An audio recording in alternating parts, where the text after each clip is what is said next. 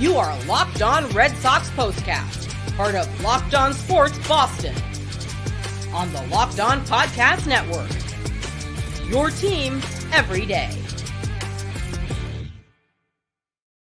Well, Kutter Crawford, one of those nights, he was outstanding. Perfect, in fact, for 5 1/3 innings. Then, in the 6th, the wheels sort of came off the wagon. Sox, 5 runs in the 5th inning, add on late against the Texas bullpen. Crawford picks up the victory, and with the win, the Sox able to clinch their series against the Rangers, and they'll go for the sweep on Wednesday. With that, we welcome you into our latest Locked On Red Sox postcast. I'm Steve Lennox, longtime play-by-play announcer, show host, who has called games from the Tokyo Dome, Dodger Stadium, Target Field, Kauffman Stadium, Jacobs Field, Globe Life in Arlington, Texas, and LeLacheur Park in Lowell, Mass. We are providing reaction to every Red Sox game on the Locked On Sports Boston YouTube channel, as well as the Locked On Red Sox podcast feed, which is free and available wherever you get your podcast. Our latest Locked On Red Sox postcast, we're going to be discussing Kutter Crawford. He is the number one storyline from Tuesday night. He came dangerously close to a 180 with a doomsday scenario. But Crawford able to pick up the win. The bullpen bent, did not break. Crawford chased from the game in the 6th inning after retiring 16 in a row to start. We do want to hear from you, our everydayers and our first-timers. Join the conversation watching live on the Locked On Sports Boston YouTube channel. Hit on the comment section. What grade do you give Kutter Crawford for his outing Tuesday night? And were you wondering why Bailey Horn was pitching and was allowed to pitch to Corey Seager in that 7th inning? Like I was. You can also hit me up on the X, formerly known as Twitter, at Lennox on Baseball, with questions and comments. Our latest episode of the Locked On Red Sox postcast is brought to you by FanDuel. Make every moment more. As playoffs wind down, the sports aren't sportsing like we want them to. But this summer, FanDuel is hooking up all customers with a booster bonus daily. That's right. There's something for everyone every day, all summer long. Visit FanDuel.com to get started. Well, we know the numbers, and they weren't pretty for Kutter Crawford over his previous 4 outings. 22 runs allowed, and he had real difficulty keeping the ball in the ballpark. Crawford entered his start against the Rangers on Tuesday night, allowing 13 home runs, and again, 22 runs total over his previous 4 outings. He worked a 1-2-3 first inning. Rafi Devers, 2-out RBI double. Nice to see Devers picking up an RBI. It's been a while. Crawford took them out in the 2nd with a 1-0 lead. 1-2-3. 16 pitches to record the first 6 outs of the game. 3rd inning. Crawford does it again. Another 1-2-3 frame. 12 up, 12 down through the first 4 innings for Kutter Crawford. 4 innings, 4 ground ball outs, 6 fly ball outs, and a couple of strikeouts. In the 5th, retired him in a row again. 15 in a row sent down. He was perfect through the first 5. Then the Red Sox got the offense going. And this is a team, the Rangers, I said it when they had the series in Arlington. I said it again after the victory Monday night as well. This is a team where you need no lead is safe. They can beat you with one swing of the bat. They get a couple of runners on base, and they did that. They actually got the go-ahead run to the plate in that 6th inning. Crawford, working with a 6-0 lead in the 6th, got the first batter, Wyatt Langford, who just happened to make the first and last out of that inning. Bring that up for you. But Crawford gave up a single to Carson Kelly, another single, and then Marcus Semien touched him up for an RBI double. Corey Seager came to the plate. Seager walked to load the bases. That was all for Kutter Crawford. He got the first out, did not get another out in that 6th inning. Cam Booser came on, RBI base hit. Okay, they're on the board. You've still got a cushion. Thanks to the 5-run bottom of the 5th inning, we'll touch on that. Then all of a sudden, Booser, I don't want to say he was nibbling, but he couldn't find the strike zone. And he doesn't seem to have that strike. He was pitching from behind. He walked 2 straight batters with the bases loaded. Lucas Sims into the game. Sims able to get out of the jam. And the Red Sox were really fortunate in that situation. As Sims got out of that inning, and then 7th inning, similar to what we saw Monday night, same inning. Runner on, Seager coming to the plate representing the tie and run. Alex Cora goes to Bailey Horn. I thought, well, they're going to walk him. right? Put runners at first and second.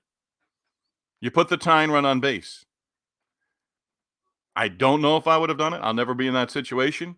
But Bailey Horn got Seager on a hard-hit line drive to first base. That ended the inning. Horn got a couple outs in the 8th inning. Kenley Jansen then was called upon. Kenley Jansen, 4-out save. And he looked good doing it as well. Red Sox pick up the win. Now 8 games over 500. 4 wins at Fenway over their last 10. They've now tied or won 9 of their last home series. The home record's still under 500, but they've tied or won 9 home series in their last 12. And now the Sox will go for their 6th series sweep of the season on Wednesday against the Rangers. And you got to get it. You got to get it. I'm going to give a back-to-back Lou Merloni-Nesson reference here in segment number 1. Early on, Lou Merloni mentioned Kutter Crawford. Well, we haven't seen the sweeper yet. He did break it out early. And he was about 31% four-seam fastball. I looked it up on Baseball Savant. And then the sweeper was right behind that. The sweeper that comes in at about 80, 82 miles an hour. I'm not in love with that pitch. I would love to be. I used to have great access working in the minor leagues to pick the brains of pitching coaches and managers about pitches. And back then, it was a quality breaking ball, no matter if you wanted to call it a slider or a curveball. You wanted to call it a quality breaking ball. You talked about it going from a split-finger fastball to a split-finger changeup. Nowadays, it's all about the sweeper. And with the Red Sox, it's not always with their starting pitchers working and establishing that fastball, which has been baseball for a really long time. But Kutter Crawford, 5 1/3 innings without allowing a base runner. Ends up giving up 4 runs total.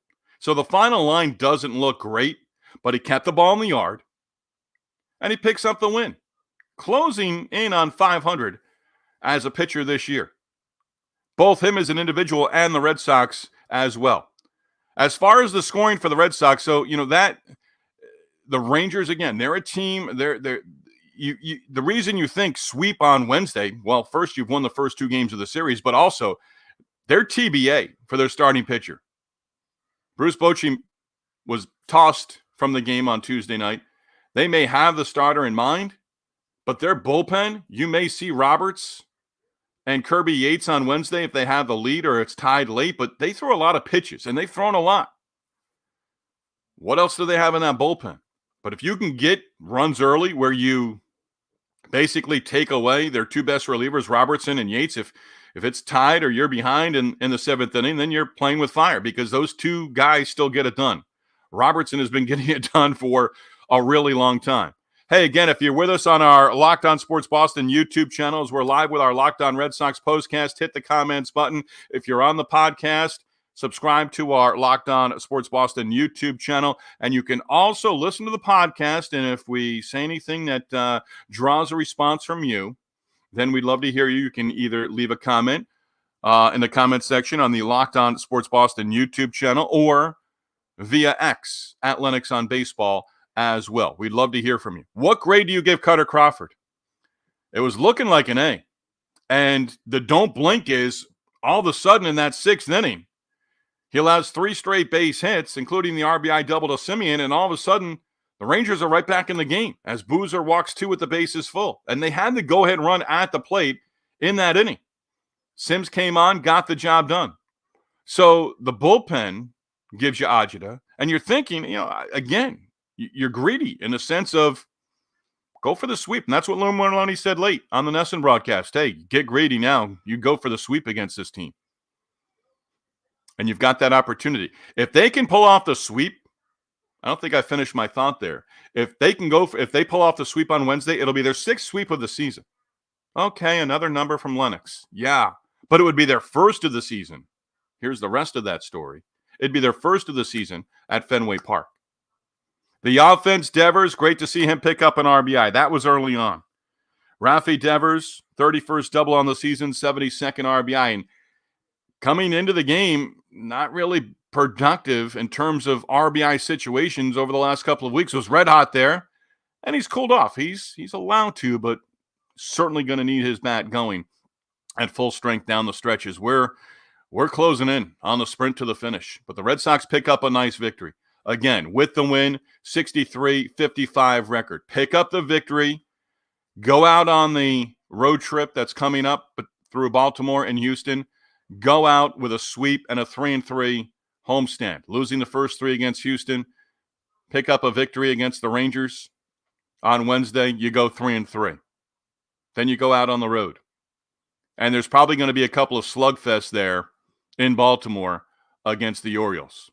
Coming up, Red Sox, NESN, WEEI, the flagship station, the radio station for the Red Sox. They all collaborate in August every year. It's gone on for a bunch of years now, and it's part of the Jimmy Fund. Most Red Sox fans know all about it. I'm going to touch on that coming up in our next segment, and we're also going to touch on Rafael Devers with the RBIs, our at-bat of the night, update on James Paxton, and another update on, or a first update, I should say, on Tyler O'Neill, and it does not seem like he's going to be coming off the injured list when he is eligible on Wednesday. That's all coming up next. Hey, our Locked On Red Sox postcast is brought to you by Ibotta. Summertime is here. In fact, we're hitting the final days of summertime, but barbecue season still in season. So, stock up on all of your grilling favorites. Earn cash back on every purchase when you use Ibotta, so you don't have to choose between the burger or hot dog. You can get both. Ibotta, free app that lets you earn cash back every time you shop. Earn on hundreds of items from groceries to beauty supplies, even toys, so you can make sure you're beating inflation no matter what you're purchasing. The average Ibotta user earns $256 a year. That could cover the cost of an entire shopping trip. That could help towards the cost of that flight that you've been eyeing or a fancy dinner that you've been craving. Other apps give you points that we know don't amount to much. With Ibotta, you can earn cash back that you can withdraw to your bank account, PayPal, or gift cards. Simply add offers in the app, upload your receipt, and Viola, the money is yours. You can save on over 2,400 brands and shop at over 1,000 retailers, including your favorite grocery stores, Lowe's, Macy's, Sephora, Best Buy, and more. It's time that you joined the over 50 million users who use Ibotta to earn cash back every time they shop. Right now, Ibotta is offering our listeners $5 off just for trying Ibotta by using the code LOCKEDONMLB when you register. Just go to the App Store or the Google Play Store, download the free Ibotta app to start earning cash back, and use code LOCKEDONMLB. That's Ibotta in the Google Play or App Store, and use the code LOCKEDONMLB. Locked On Red Sox postcast discussing the Red Sox clinching the series with a victory Tuesday night at Fenway against the Texas Rangers. Also sponsored by FanDuel. Hey, I love sports. I love them so much I never want them to stop. But as the playoffs wind down, we get fewer games. The sports aren't sportsing like I want them to. But FanDuel does let me, also lets you keep the sports going whenever we want. All I have to do is open up the app, dream up bets anytime that I'm in the mood. This summer, FanDuel is hooking up all customers with a boost or a bonus daily. That's right. There's something for everyone every day all summer long. So head over to FanDuel.com. Start making the most of your summer. FanDuel, official sports betting partner of Major League Baseball. Sox pick up the victory against the Rangers on Tuesday night at Fenway. We want to acknowledge our everydayers for making Locked On Red Sox postcast and the Locked On podcast from Gabby Herbert, their first listen every day. So the Red Sox do something with the Jimmy Fund every year. The Jimmy Fund Radio Telethon began Tuesday morning at Fenway. And since 2002, that's the year they got things going. The event has raised over $70 million for cancer treatment and research. To learn more, you can visit the jimmyfund.org website. WEEI 93.7 FM, the flagship radio station of the Red Sox in Boston, and NESN, the New England Sports Network. Hey, they've done a wonderful job year in and year out. They basically host a 36-hour broadcast where people join the shows, and there were people on the broadcast with Dave O'Brien and Lou Merloni on Tuesday night from Fenway and the TV booth for NESN. And people sharing their stories of courage, of hope, from the Dana-Farber Cancer Institute, patients, doctors, nurses, supporters. Brock Holt, former Red Sox player, big with the Jimmy Fund. He was the Red Sox captain for the Jimmy Fund for a couple of years that he was in Red Sox. I don't know if it was multiple years, but he was the Red Sox captain one year. This year it's Garrett Whitlock, who we have not seen pitch this season because of injury. But Brock Holt went out to throw out a ceremonial first pitch, and when he was in Boston, the story goes that he got to really connect with a young girl, and she passed. And I'm even thinking about it right now. Brock Holt and his wife joined Lou Merloni and Dave O'Brien in the Nesson broadcast, and tears were coming to their eyes again. But they surprised the Holt family because the mom of the young woman came out as well and threw out a ceremonial first pitch. And Brock Holt did not know that was going to happen. He confirmed that when he was with Dave and Lou in the Nesson broadcast booth during the game. But that was a great moment. Again, for more information, jimmyfund.org. It's a great event every year. It continues through Wednesday. You can donate via text, and it's really neat. It's inspiring too to hear from people who are cancer survivors. It's inspiring to hear from people who continue to battle and fight cancer, as a lot of us do, and who have lost loved ones, as most of us have, to that disease. Moving back to the game now, and I appreciate you for letting me do that for just a few moments. Rafael Devers, again, RBI double in the first inning. Rafael Devers, with that RBI in the first inning, Red Sox never trailed. Ended up winning the game. They got a couple of runs late. Nice to see Nick Sogard come through with a base hit that provided a little more insurance. But Devers with the RBI double in the first inning, now 627 RBIs in his Red Sox career. He is tied. I don't often do this, but I steal this from the Red Sox game notes. And when you can mention the name Ted Williams, why not do it, right? So Rafael Devers now 627 career RBIs. That ties him with Ted Williams, a splendid splinter, for second most in club history at the age of 27 or younger. So Jim Rice had 669 RBIs with the Red Sox before he turned 28 years old. So again, Rafael Devers joining some elite and Hall of Fame company as he is now tied with Ted Williams for the second most RBIs before turning 28 years old. Let's get into our at-bat of the night, because really, I was shaking my head. Was I second-guessing? Probably as close as I've come since we got this underway back in June with the Locked On Red Sox POSTCAST, Locked On Sports Boston YouTube channel, part of Locked On Sports Podcast Network. I don't second-guess Alex Cora that often. I don't do it on a nightly basis. But the at-bat of the night, for me, seventh inning. Corey Seager up there, again, representing the tying run in a two-run ball game. Runner on, Bailey Horn out of the bullpen, left on left. Play the percentages. And I think Horn threw him in 12 home runs this year for Seager on the first pitch of an at-bat. Horn was even a little too close to the strike zone for me, but it was a pitch that Seager wasn't going to go after and attack, and it wasn't a pitch that he was going to hit out of the ballpark. So he was down in the count, ball one. But Horn came back and got him. And Lou Merloni mentioned it. You don't want to see, and I mentioned it during the Kansas City series, there were a couple of games where you didn't want to see Bobby Witt for another at-bat. And that's what the Red Sox bullpen got with Corey Seager. Horn got him for the final out in the seventh inning, and then Kenley Jansen. Horn got the first two outs in the eighth before he gave way to Kenley Jansen. Jansen, all business. Retired. I believe it was all four batters that he faced. So Bailey Horn against Corey Seager, got him on a line out to end the seventh inning. That is our at-bat of the night. I'm not scoreboard watching. I'm not. But I really am. And Royals, hey, the Twins are helping out right now with the Red Sox. Twins won on Monday night, and right now, last check, they were beating up on the Royals as that game was getting late at Target Field in Minneapolis. Yankees leading, got beat up by the White Sox Monday night. That game is now getting late in Chicago. And the Yankees trying to rebound from an awful loss up 4-0. That game now in the eighth inning. Let's see if there are a couple of more finals. The Astros won again. Rays are a game under 500.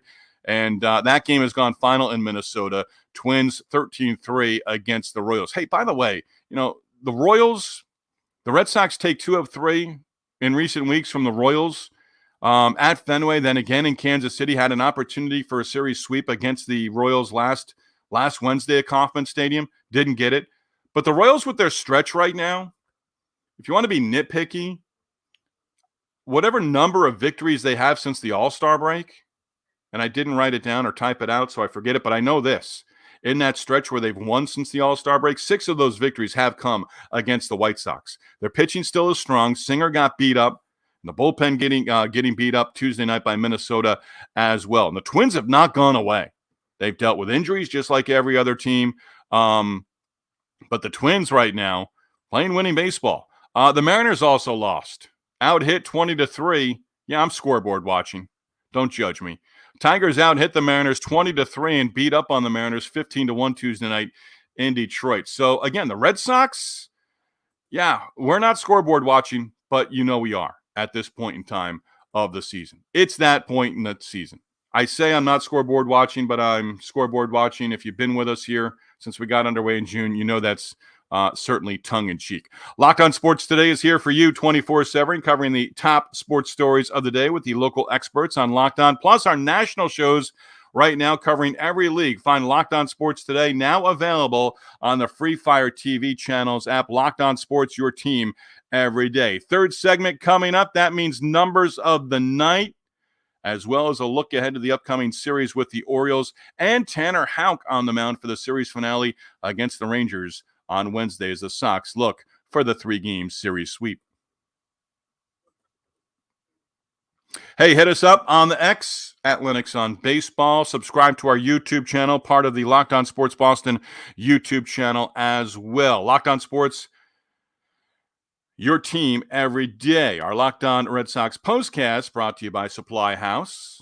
Get supplies from the site that is made for the skilled trade. SupplyHouse.com is the reliable way to order plumbing, HVAC, and electrical products online. Their easy-to-use website packed with helpful resources and the latest product information to help you get the job done and get the job done right. You can shop a complete inventory of over 200,000 parts from over 400 top brands, and you get your order delivered right to your door with fast shipping from coast to coast. Need help with an order? Simple. You do get expert support and industry-leading service from the friendliest folks in the business, and you talk to a real person every time. Pros in the skilled trades can get a competitive edge by joining SupplyHouse.com's free Trademaster program. Every Trademaster gets access to a dedicated phone line, free shipping, and discounts on every order. Join the thousands of trade pros already benefiting from their free membership at supplyhouse.com/TM and order plumbing, HVAC, and electrical supplies from anywhere with just a few clicks at supplyhouse.com. All right, James Paxton, initially diagnosed with a strained right calf. There's a pull. Actually, there's a tear. There's a partial tear in his right calf. Hard to see him returning by the end of the regular season. Took this from Chris Cotillo, who covers the Red Sox for MassLive.com. Paxton is going to try to do everything he can to get back, but it's going to be awfully hard with the number of weeks left in the regular season. But hey, I serve this as a reminder right now. Trevor Story is ramping up, and when he suffered that injury in Anaheim against the Angels on the first road trip of the season, he's not going to be back until 2025. He's taking ground balls. He hit Fenway on Monday. And at some point, we're going to find out what the next steps are. He's doing baseball activities. Rehab assignment coming? We can see. But James Paxton, the news not good. Again, once you heard, it was initially diagnosed as a calf strain. Once you heard Paxton say, I heard a pop, you knew it was more than that. A partial tear in his right calf.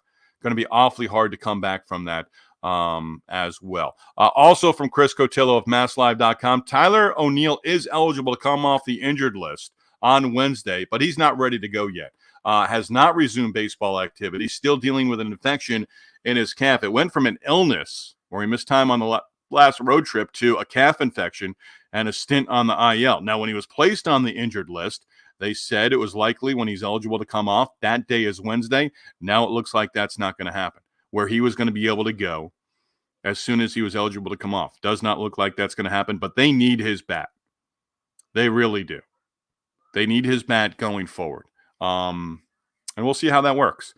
By the way, look this up. It's part of the Red Sox game notes.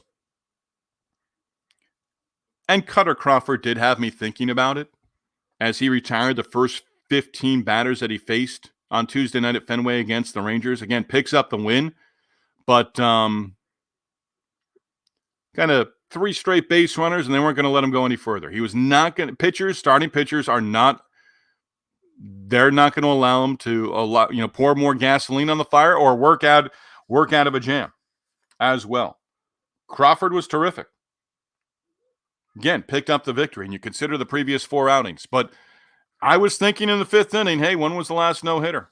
I didn't say it out loud. And Dave O'Brien did a nice job on the Nesson broadcast. I might have to text Dave and just say, nice job mentioning but not mentioning the fact that Kutter Crawford hadn't given up a base runner through the first 5 innings. He basically at one point said something like, just 3 hits in the game and they all belong to the Red Sox. Well, that kind of got your ears perked. But the last no-hitter, you might be thinking about it. You got to go back to 2008, May of 2008. Yes, the lefty, John Lester, 7-0 win against the Kansas City Royals. So John Lester, again, it's been a while for the Red Sox since they threw a no-hitter. It's going to be awfully, awfully hard these days to throw a no-no if you're the Red Sox.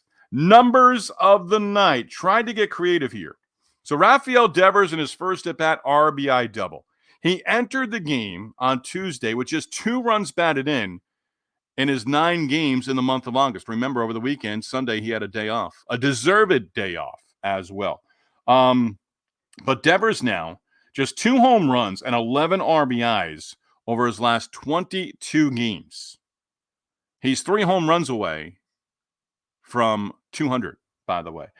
Cedon is hitting for the Sox. Cedon Rafaela, couple of base hits, single in the 5th inning, extending his hit streak to 6 straight games. And he's hit safely now in 16 of 18.